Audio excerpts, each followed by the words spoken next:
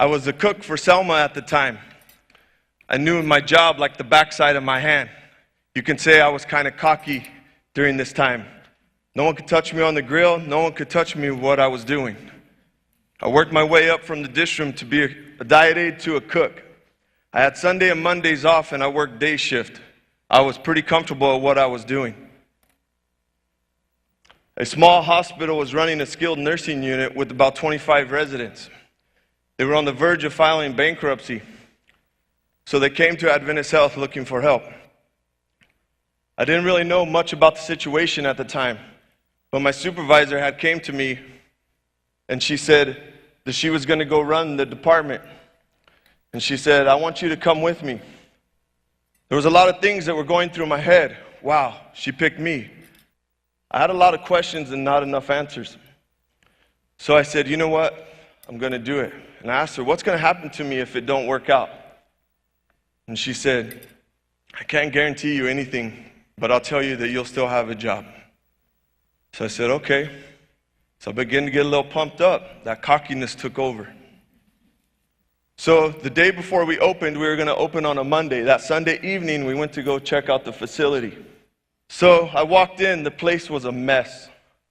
It smelled like dead rats in the facility. It was horrible. As I walked by, I took my hand on the counter, and my 2 fingers were full of dirt. I thought to myself, I'm not at home no more. I'm not in Selma no more. Fear set in. Fear took over.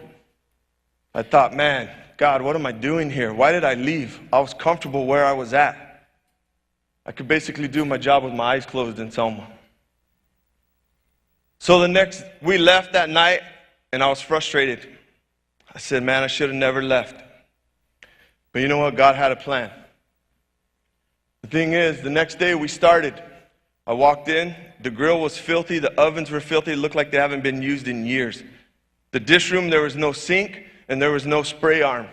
I thought, man, I can't wash dishes like this. This ain't going to happen. So, and on top of that, it was hot in there. Horrible. So as we began to work and clean the place up, we began to serve our first breakfast meal there. It was a simple tray that all nutritional services serve for breakfast to a regular resident. Eggs, toast, hash browns, hot coffee, orange juice. Tray went out. A few minutes later, charge nurse came back down and was talking to my supervisor. I thought to myself, oh man, first day on the job, I'm already busted.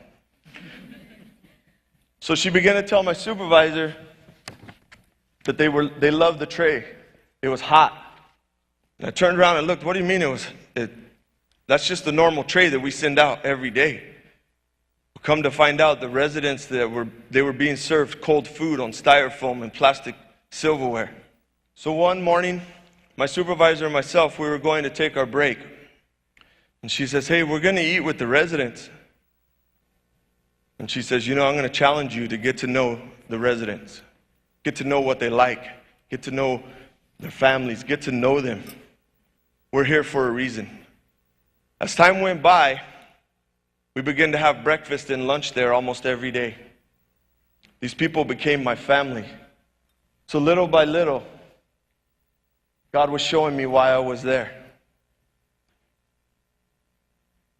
He had a purpose for me there.